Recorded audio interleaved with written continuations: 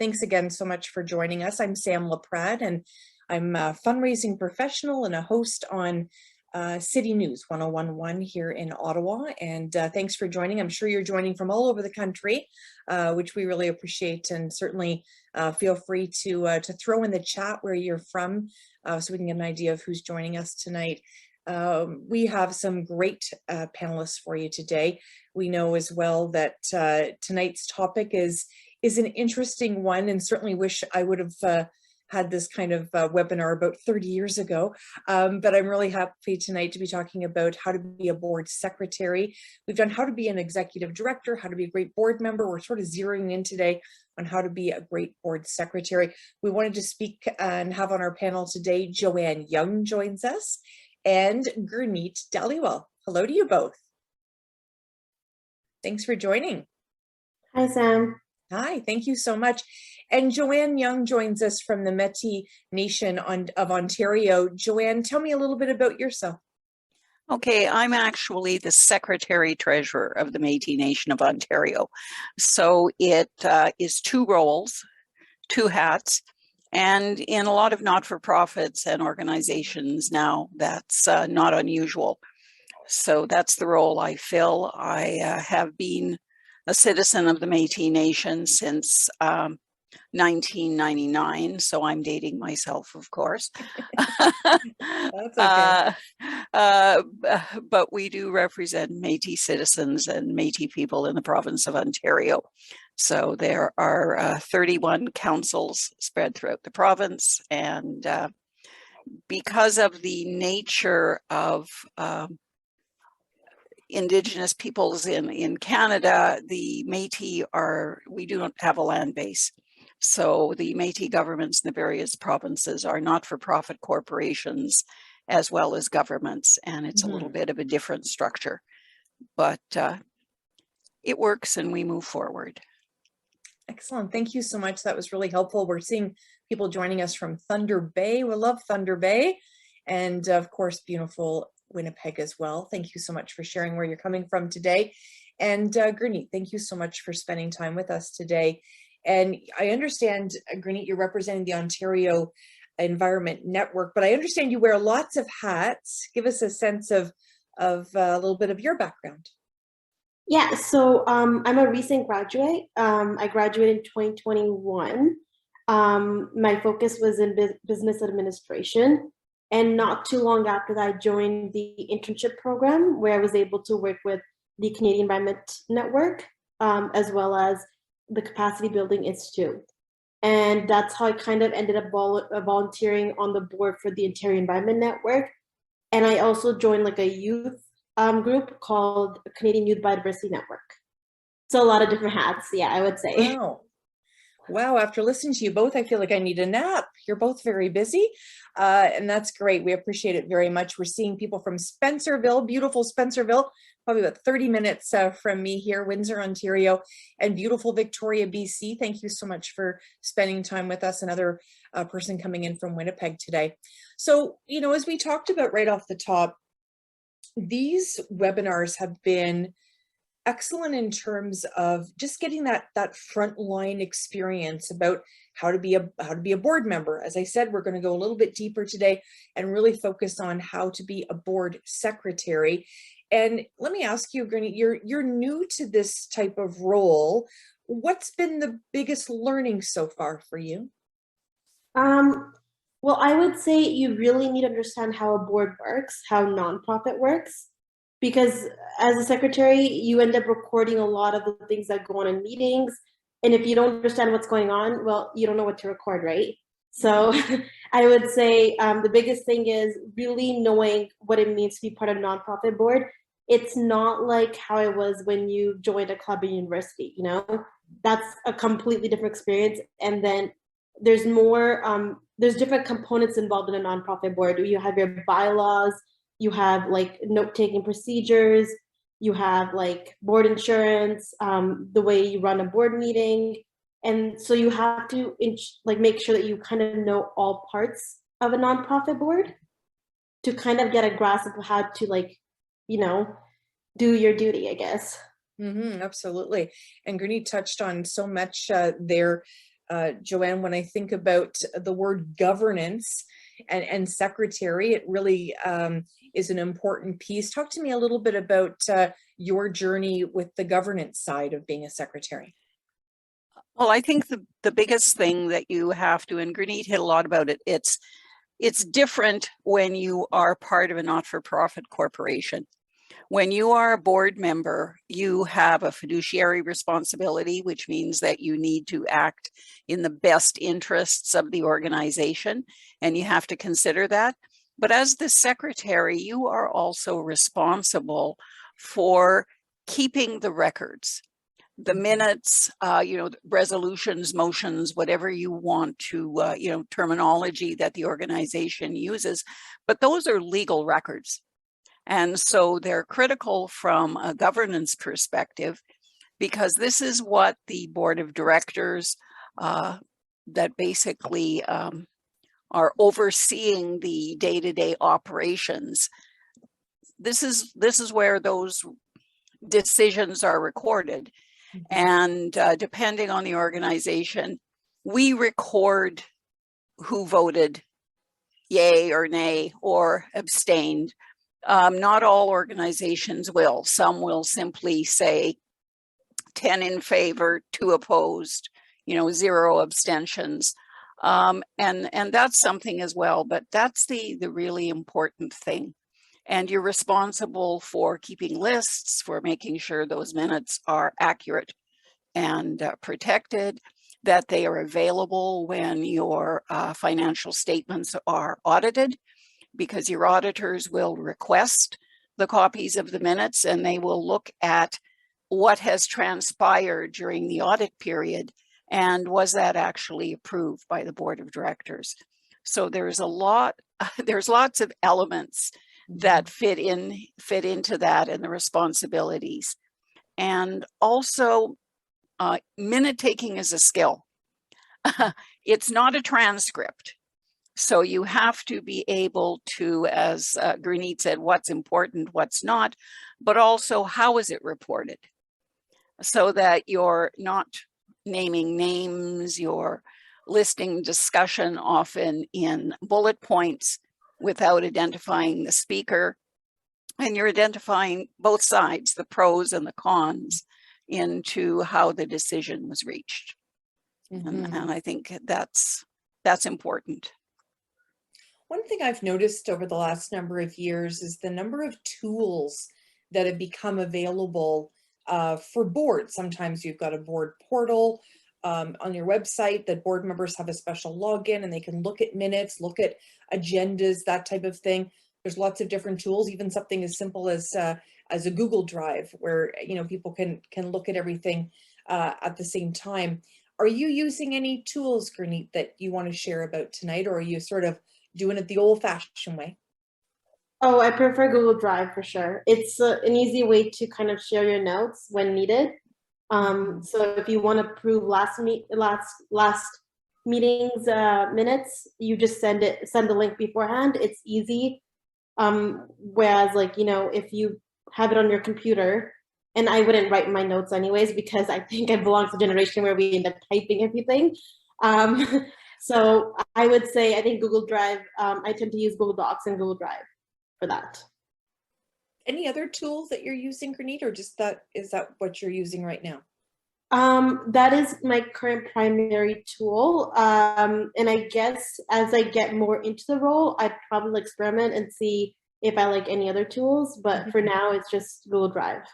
For sure, absolutely. That sounds great. And Joanne, are you using anything, or are you sort of doing it the old-fashioned way? No, actually, we have a program called Board Effect.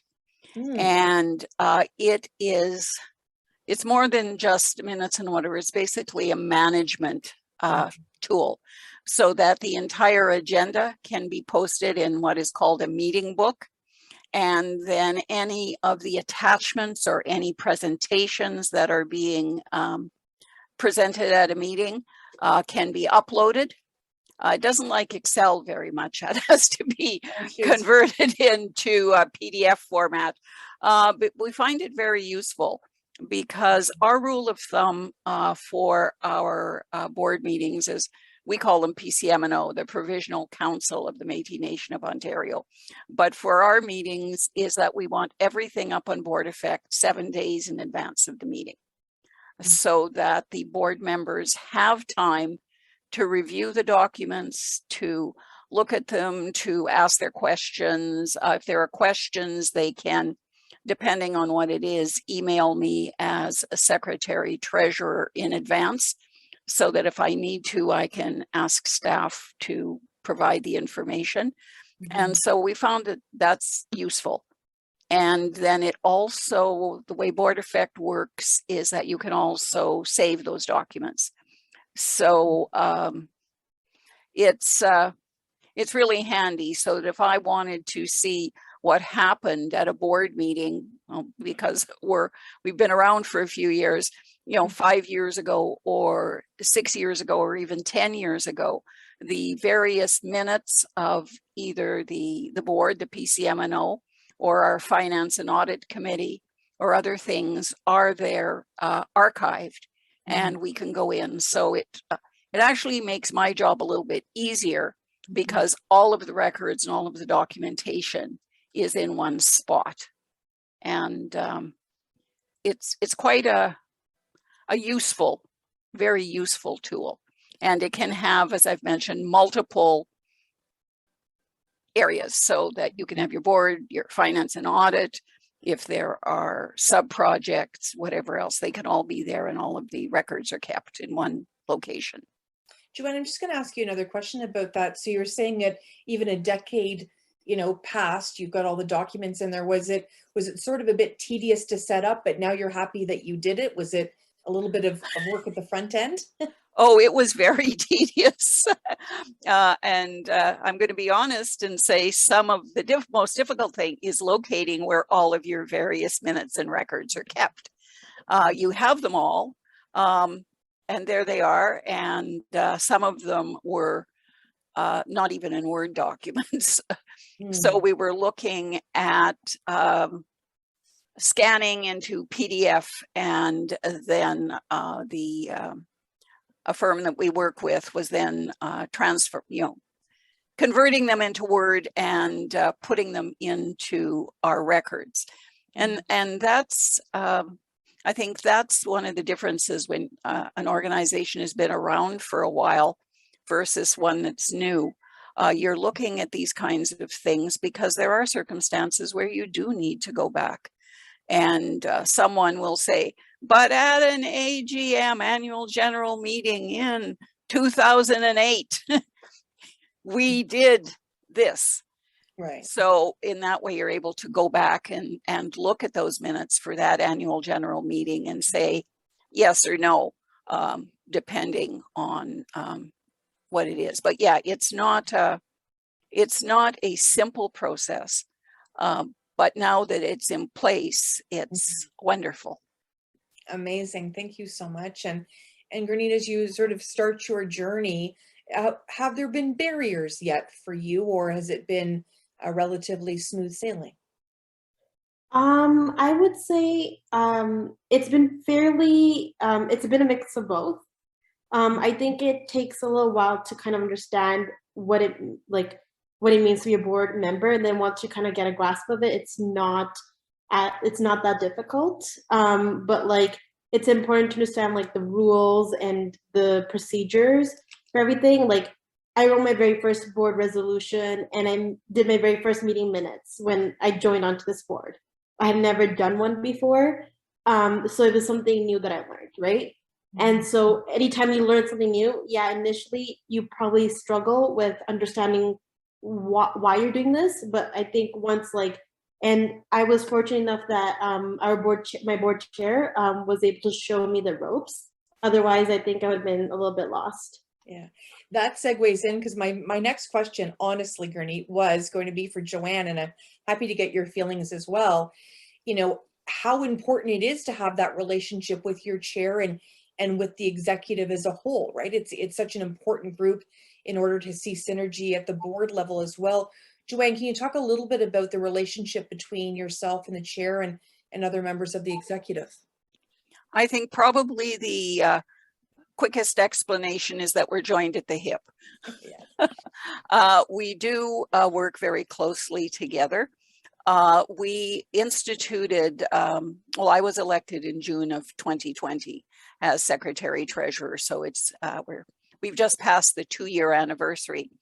But based on my background in corporate Canada, one of the things I suggested was that we would do a weekly executive huddle, only for about an hour, though usually it morphs into more than that, so that we were all on the same page.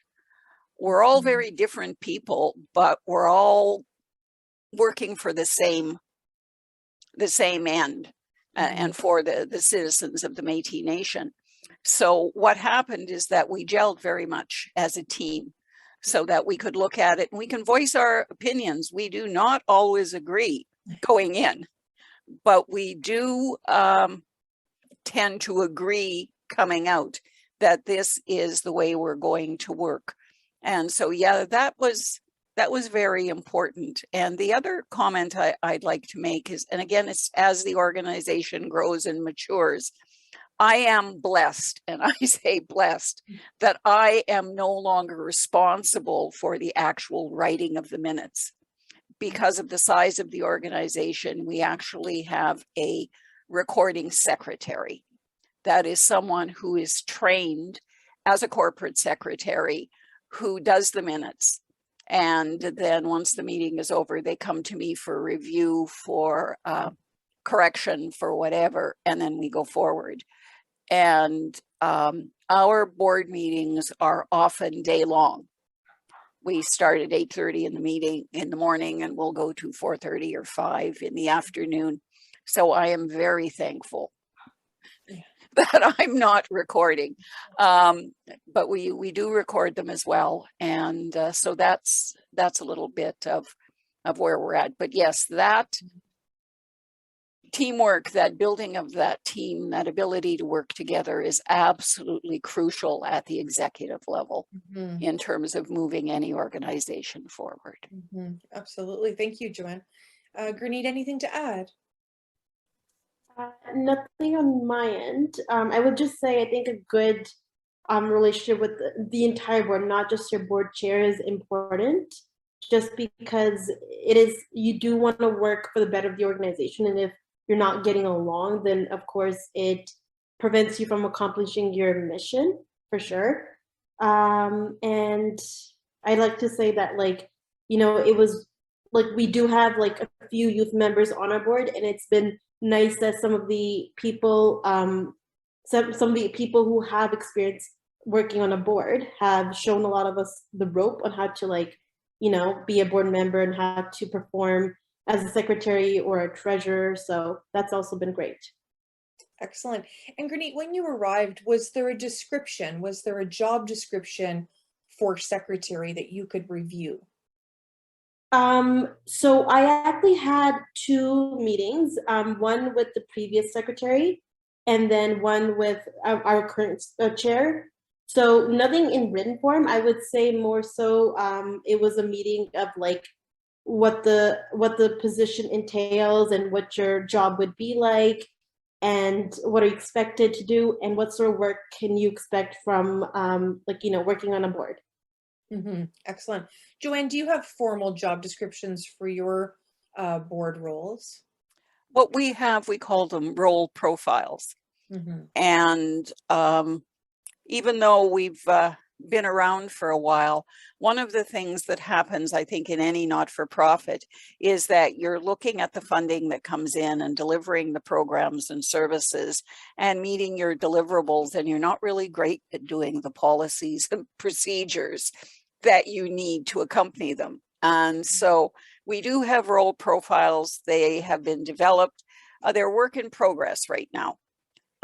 If you would go on our website, you would find them all marked draft, because we are working on them and they will be reviewed again and finalized before the next election, which is scheduled for June of 2024. And that's so if people want to run for a position, they know what to expect, or at least have a general idea. I think that most of my corporate life, I've done the and other duties as assigned clause in the job descriptions. But so yes, we do have the role profiles.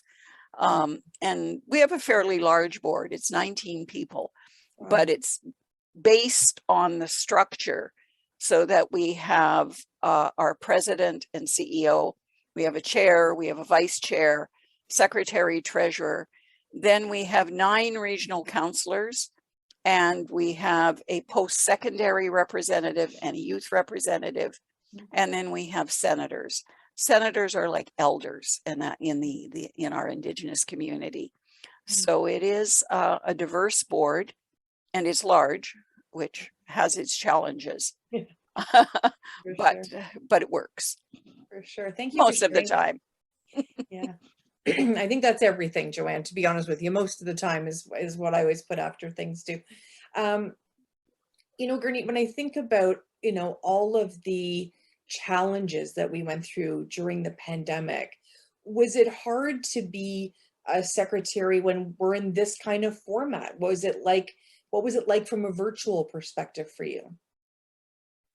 Well, it's hard to answer that question because I spent my last year doing my schooling online. So I had a little bit of experience of doing everything virtual. Right. And when I started working for the Canadian Environmental Network, it was also virtual, remote.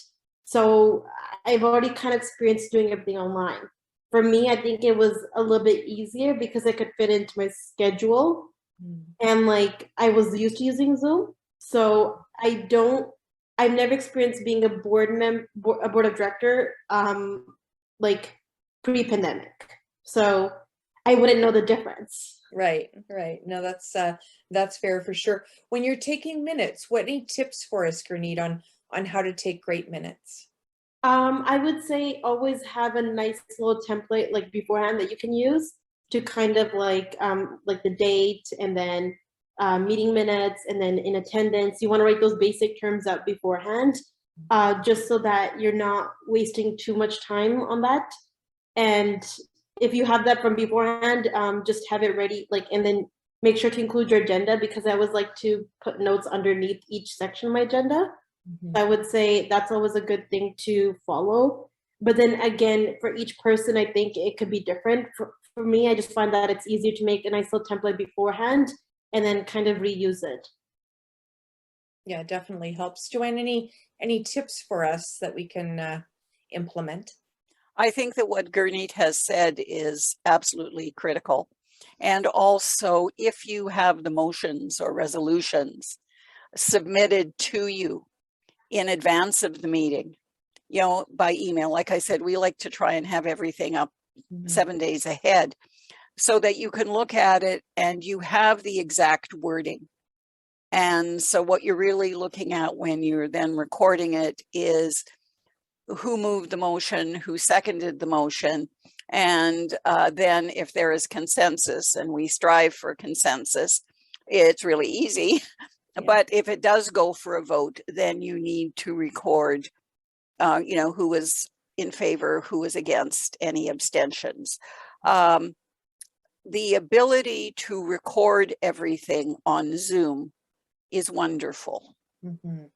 Because sometimes discussion can get vigorous. Right. And it's nice to, you may be making notes or you may be trying to do all of this, but it is nice to have that ability to go back and listen to it to make sure that you've hit all of the salient points. And it's the chair's role, not the secretary's role, that to try and get the members around, your board members around the table. If it's been said before, we've got it. You can simply say you agree with the previous speaker, but to try and keep the meeting moving. Because if it's something you're very passionate about, and people are very passionate when they've agreed to sit on a board, that's something, but that's not the secretary's role, that's the chair's role, though, you know, it's very important. I think everybody needs to sometimes remind our colleagues that we've heard that. If you agree, that's wonderful. Then let's listen to another point of view or another point of discussion. And we talked about those tactical tools that you could use. I'd love to know, Gurneet, if you've accessed any resources to sort of, you know, look at the role that you're playing and ensure that you've got sort of the most up-to-date way of being a secretary. Have you had an opportunity to look at websites or anything like that? Can you direct us to anything that you might have enjoyed along the way?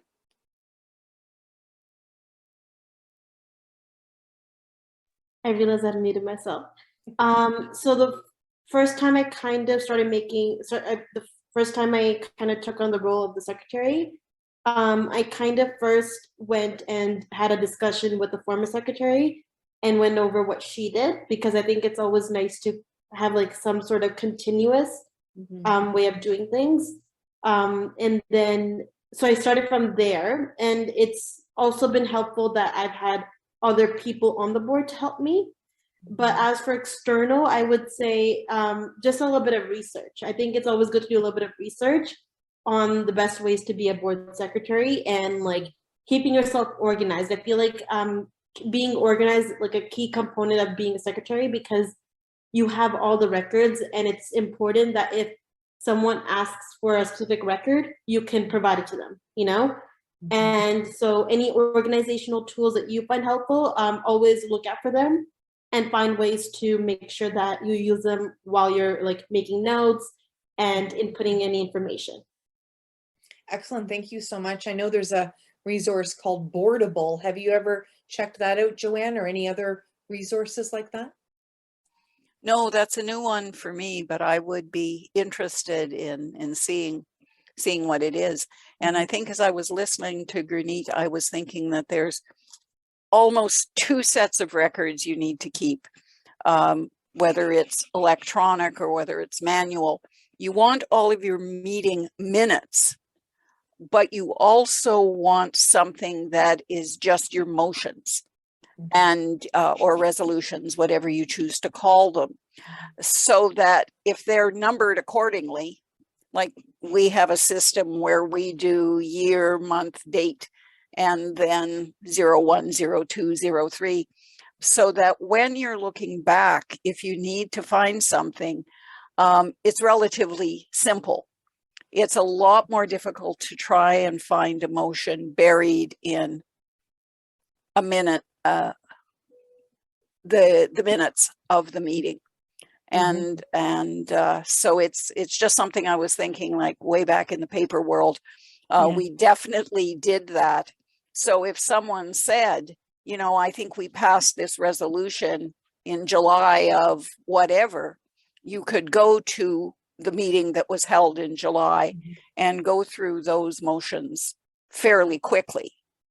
Now we have a matrix that is marvelous, that allows us to do that. You can search by keyword, and you can search by whatever, and I think it's the greatest thing ever, which helps. But again, that's something that you build over time and with experience. Absolutely. And Gurneet, with any job, there's tasks that sometimes we don't like. Is there any task that you're not a big fan of? We just have to unmute Gurneet. Oh, sorry about that. That's okay. I think sometimes it's the most difficult setting up a meeting because you have to sit at the doodle poll, and usually people like, so I think on my end, I find it easier to have virtual meetings, but I also understand that now that everything is a lot more virtual, our schedules are more like packed up. And so what I find is that it's really hard to kind of come together and like find a time that works for everyone. And so I find that that's probably the hardest. Yeah. Is there any part, Joanne, that you're not a big fan of? We won't tell anyone, Joanne. It's our secret. That's all right. They know. If we have had a 2-day PCM&O meeting, which means that we've gone from 8:30 to 5, day 1 and day 2. My least favorite job is reviewing those minutes. Wow. Because it is a lot of reading, it's a lot of work. But I think, you know, as Gurneet was talking, setting up the times for meetings is always a challenge. And in our case, the larger the board, the more difficult it is. But Zoom has actually, and we have used other tools, but we more or less now using mostly Zoom, makes it a lot easier. Because trying to have an in-person meeting when you are bringing people in from Kenora to Niagara Falls to Windsor, it's not only logistics of getting everyone together, there's the cost. And so even though we have and are planning in-person meetings, the virtual meetings are going to continue because it's just it saves us so much money. It's fiscally responsible. And I think that's, and they can be from everywhere. Like I know Rob is on vacation and he's coming in from wherever, but it's quite easy. I mean, I was out west for my mother's 90th birthday, and that was lovely. I wasn't thrilled with the 9:30 a.m. meeting because that was 6:30 and he's on the West Coast, but it was quite doable. So I think that that's something as well. Absolutely. And Gurneet, you know, is there any advice you would give to anybody maybe contemplating taking on this role? Like, what makes a good secretary, do you think? I think I've mentioned it before. I think being organized is probably the most important thing that a board of secretaries should have, just because I feel like, you know, the other, like a chair probably provides like more governance role, but like the secretary kind of keeps everything organized. So I think it's important just because we have a lot of the important records. We have like the meeting minutes, and those are very critical in case if they're ever needed. And so if you're not organized and if you misplace a few documents, I think it could cause a lot of issues down the line. So I would say organization is probably a key component. Anything to add there, Joanne, before we move into questions from all of our guests tonight? Anything you want to add in terms of what makes a great secretary on a board? I think that Gurneet is correct, being organized. And the other thing is you are working with the other members of the executive. Like the chair may be setting the agenda, but the agenda is often based on what has happened in previous meetings. So you're looking at, we call it a record of decisions. So that there are often things that are not necessarily motions, but they are action items. We need this looked at, we need this done. Well, we need more information on this topic before we can make a decision. So that's the secretary's role, to make sure that those items are available. So when the agenda is being set for the next meeting, we're looking at what do we need to address? What have we got to keep moving forward? And where are we at with those kinds of things? And that's very important. Great advice from both of you. Thank you so much. And, you know, we have a number of people joining us. I noticed someone from Nova Scotia is with us, another person from British Columbia. So we're all coast to coast to coast today. And I'd love to hear from you as well, all the people that are joining us tonight.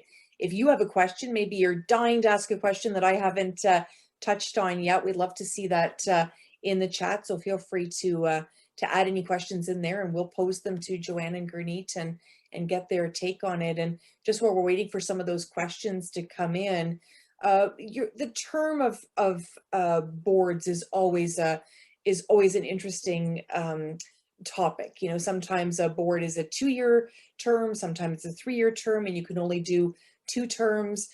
Joanne, in your experience, the term piece, has that been a challenge for your board, or have you sort of worked through that smoothly? sometimes I think there's no such thing as working through things smoothly. There are always hiccups. Our term is 4 years, and it is an election cycle within our governance structure. And I have been on boards, though not as a secretary, where I filled other roles where the term was 2 years.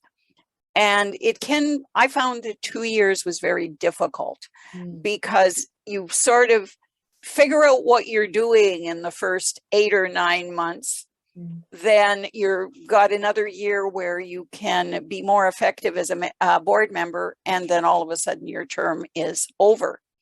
So I would think that 3 years is probably, that 3 to 4 year is probably more optimal, because there's a learning curve. Doesn't matter how experienced you are, when you move to a new board or you move to a new situation, there's always a learning curve.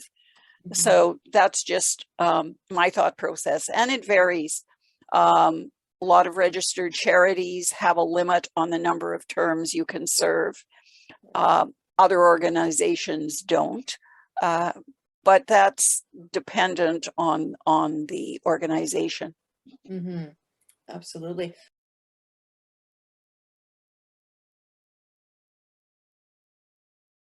A great question here for you, Joanne, regarding audits and the importance of that record keeping piece. Is there an instance where that record keeping really was essential for you when it comes to the organization? I'm just trying to think of an actual example, because I think it's always critical, because especially for not-for-profits, audits are critical. Our funders look at them. They want to make sure that that you've got an unqualified audit opinion, that you're, quote, clean. And so I know that I've had questions because the motion, the resolution stated something, and when the funds were spent, it was a little bit different. It wasn't hugely different. It wasn't material. But that's the kind of thing that the auditor will look at. And the auditor will also look at, were funds spent, I'm not putting on my treasurer's hat, were the funds spent without a resolution, without direction? And that's probably the more critical piece that the board has approved it. Absolutely. Thank you so much.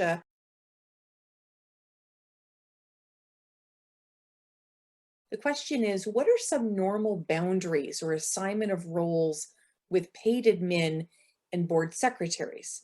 That's a great question. She's got 2 here. We'll start with that one. Gurneet, any thoughts on that? Yeah, so we're actually a very small team, and currently we do have our manager, I believe, on call, on this call. And so I do occasionally meet up with her about a couple of times a week, if anything, and we do go over some of the recent things that are going on the board. And so I think I think it depends on the size of your team, and as well as your organization's dynamic. And this is something that kind of works for us. And I don't know, maybe Joanne has a different experience, and she can elaborate on what's I feel like she has a large organization, so maybe she has a little bit more to say about that. Absolutely. Joanne, any thoughts? Yeah, I think that when you are talking about someone who is an employee, they're paid admin, they're an employee as opposed to a board member, and they do have a defined role. Like in our organization within the Métis Nation of Ontario, our recording secretary is responsible for recording the minutes. There's no input or discussion into what is being discussed around the table. It's strictly recording what's been said. There may be points of clarification, Is that an action item or, clarification of wording if a motion has been amended? But by and large, they're a recorder. In terms of being the board secretary, it's my role to make sure that, the records are kept, that the wording is what it is, that, and I'm making notes at the same time, needless to say. And yes, I actually use my computer. I'm learning. So that when I'm going through, especially discussion, if there's a point that the recording secretary may have missed, but I think was important, then I will add that in. And things like that. And when you're dealing with a government, there are all sorts of acronyms. So again, knowing what the acronyms mean and those kinds of things. It's a really good point about acronyms. Actually, I know some organizations create a little bit of a legend for new board members so that they don't feel like they don't know what the acronyms, because it can be kind of distressing to hear all these acronyms and not know what they mean. So that's a great point as well.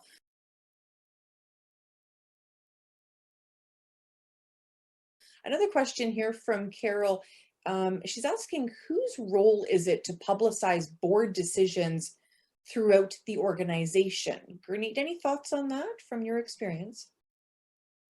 So I think in our case, it's a little bit different because I mentioned that we are a small team. So usually it's from the board of secretary or the chair or whoever meets with the employee on a regular basis. Yeah, so I think that's how it goes for us. Maybe, I don't know how it would go in a large organization, and maybe that's something that Joanne can answer as well. Sure. Absolutely. Joanne. We actually have a policy. It is a communication policy, and we call them motion minute reports. And within 10 business days of a board meeting, it's my responsibility as the secretary to send out or to make sure that a listing of the motions that were passed at the most recent board meeting is circulated to all of our elected leadership.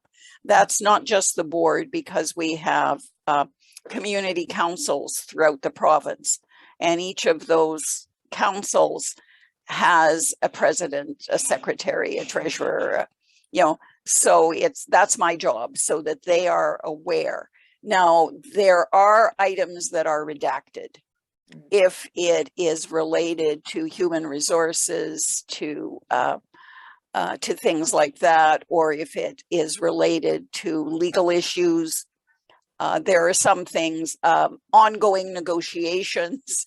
Those motions would not be passed, would not be circulated. But so we actually do that, and that's separate from the circulation of the minutes. The minutes are not circulated until after they're approved, and that happens at the next board meeting. So we sort of have the two, so that just the motions go out quickly. And then once the next board meeting happens and the minutes are approved, then the minutes are circulated. Excellent. Thank you so much. It's come to the time in our schedule. I'm going to introduce Rob Barnes from the Capacity Building Institute, but do not fret. We're going to come back after Rob is completed his time with us and recap and get to a couple more of these questions. So definitely stay with us, everybody. Mr. Rob Barnes, how are you? Great, Sam. How are you doing? Thank you so much. And thank you so much to the guests for being here tonight, and to all of you for joining us. I'm here tonight, even though my main hat is with the Capacity Building Institute, to introduce folks on the call to something called Sustainable Capacity Solutions. So just by way of explanation, Sustainable Capacity Solutions is basically a cluster of social enterprises, all working to help the small shop nonprofit environmental community. So I'll share my screen now. Thank you so much, Hannah. Sustainable Capacity Solutions is your one-stop shop for Canadian environmental organizations' capacity building needs. And it's actually made up of a number of different social enterprises. So my day job is with Capacity Building Institute. We provide training, coaching, mentorship support, and Eco Executive Director provides administrative support. Eco internships that actually Gurneet referenced earlier on the call provides staffing support. Green Books provides bookkeeping support, and there's a new kid on the block called Sustainable Philanthropy, which is actually going to provide fundraising support. It's emergent right now, but stay tuned in the coming months for more details on sustainable philanthropy. So just a few words about the various social enterprises. I think those of you who have joined us on previous calls know Capacity Building Institute well. We provide training essentially to nonprofit leaders, and leaders broadly defined, right? Folks like board secretaries, new board members, emerging leaders, senior managers, executive directors, founders of organizations. So really the broad spectrum of folks involved in the environmental nonprofit community. And we want to train 10,000 environmental leaders over the next 10 years. What do we offer? Well, we offer training, but there's a variety of different streams. And if folks are interested, please get in touch. My email address, I'll put it in the chat later. It's rob.barnes@capacitybuilding.ca. We can find you a training stream that works for you, either capacity building certificate program, which kind of runs the gamut. Some folks are really interested in fundraising and beefing up their fundraising chops. And we even have streams for interns and emergent mentors and managers. And of course, we have this capacity series webinar where we're really kind of touching on key points that nonprofits face. So Eco Internships is an organization with which we work quite closely. And basically what Eco Internships does is it provides internship support.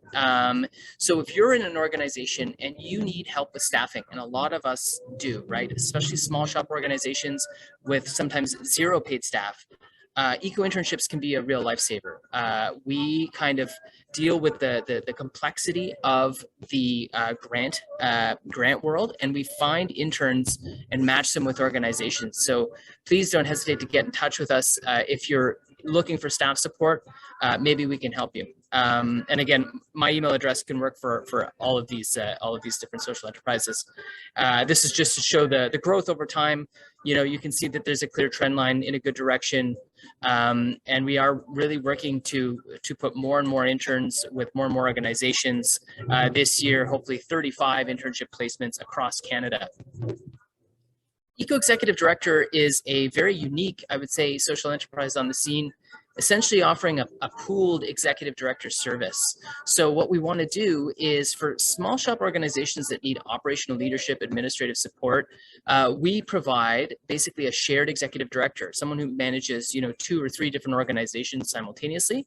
And it's a unique model. We piloted it recently, but it seems like it's really kind of landing, and more organizations are looking for help. So if you're let's say a board member and have an organization, but need help with the strategy and with the administrative support, that's where Eco Executive Director comes in.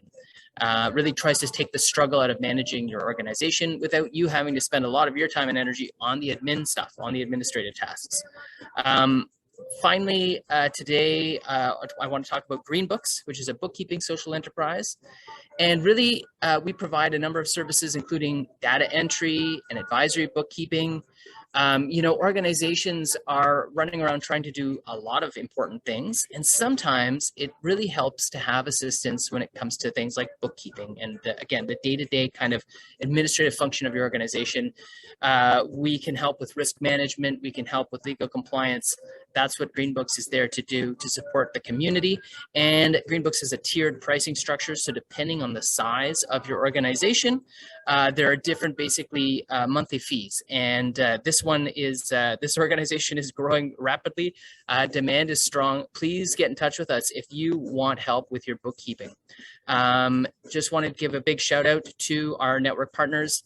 Thank you so much to the various organizations working with us and supporting us. And again, thank you to everyone who is joining us on this call, including our panelists. Back over to you, Sam. Excellent. Thank you so much, Rob. I appreciate that. I've learned something tonight too. I always do. And I wanted to invite Gurneet and Joanne back. We have a few minutes. I want to maximize our time and get to a couple of these great questions that were asked.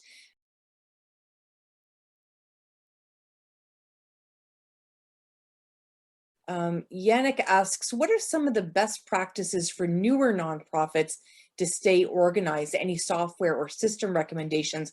We did speak a little bit about sort of Google Docs, and you had a great suggestion as well. And I'm trying to, Board Effect was one of the suggestions. Any other sort of thoughts for Yannick there?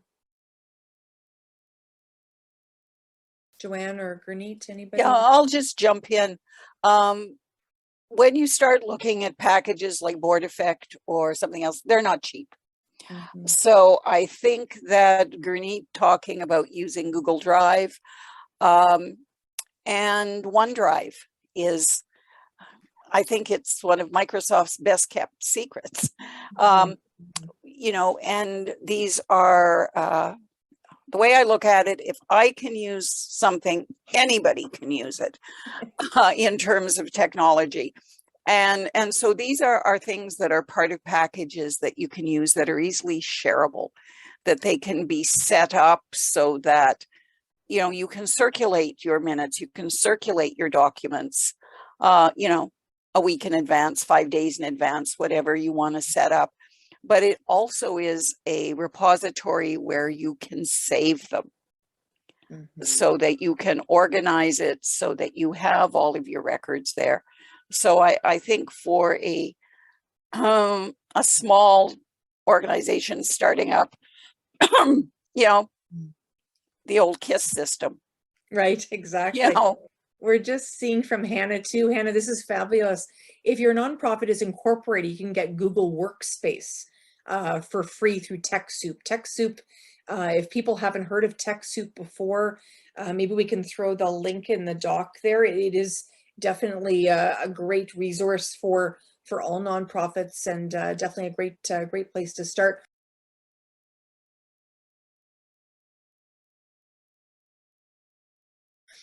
We have one question left, and I love this question so much. It Kim shares, you know, as the chair, should the chair ensure the secretary is comfortable with the speed of the meeting to ensure that they're capturing all of the components that they need to for the meeting? And I'd love anybody's experience with that. I know I was a secretary once and I couldn't write fast enough. I felt like everybody was talking at mock speed, but I'm not a great minute taker. But Joanne or Gurneet, any thoughts on if the chair plays a role there?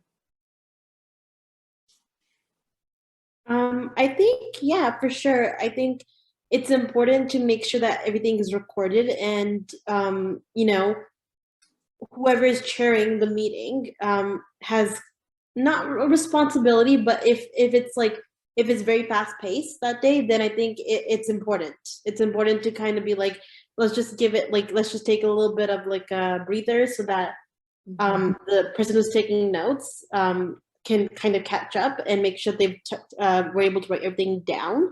So I think it is important just so that we have everything important down, and like to make sure that, you know, like the secretary has some time to kind of ensure that all the key components are recorded. Good point, Gurneet. Thank you. Joanne, any thoughts? Yeah, I would agree. I would also say that there are times when the chair can stop and, I don't want to use the word paraphrase, review the discussion that's just happened.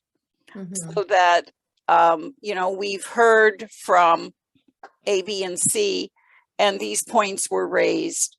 And it's also a time when the chair can reiterate what action items might have come up. And I know that one of the things we do at our board meetings now, and we've been doing it for about the last 6 months, is the sort of final agenda item is always a review of action items. I like that. So have we got everything? When everybody is still around the table, these are, you know, the action items that we've captured. Did we miss anything? And it's sort of like the speak now or forever hold your peace kind of comment. But it does give the board members, did they get my comments? Mm-hmm. Did they get whatever? Mm-hmm. And it's easy, it's relatively easy to implement, and it increases transparency.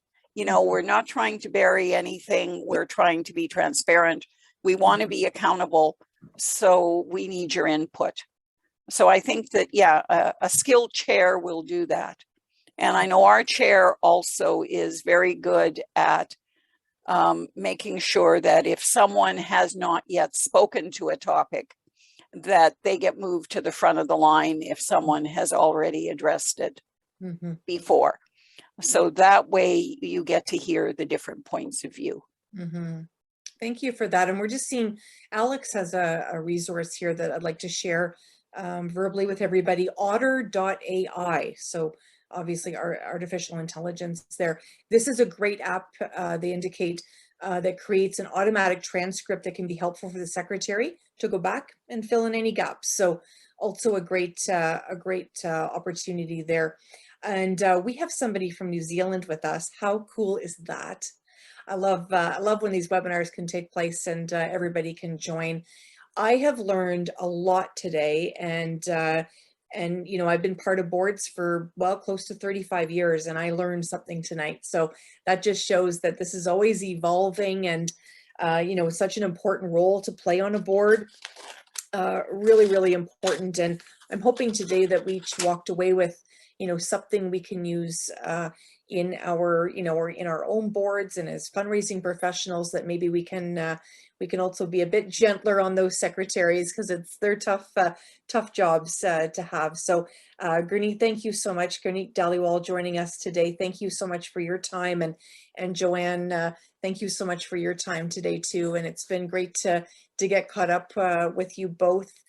Big round of applause for Joanne Young and Gurneet Dhaliwal. Thank you very much for your time. And Rob Barnes, thank you so much for sharing with us tonight. I know we've got more webinars to come. We hope that you're going to join us for all of them. It's always a treasure to spend time with all of you. And thank you so much for joining us at the Capacity Building Institute. I'm Sam Laprade. We'll chat with you soon, everyone.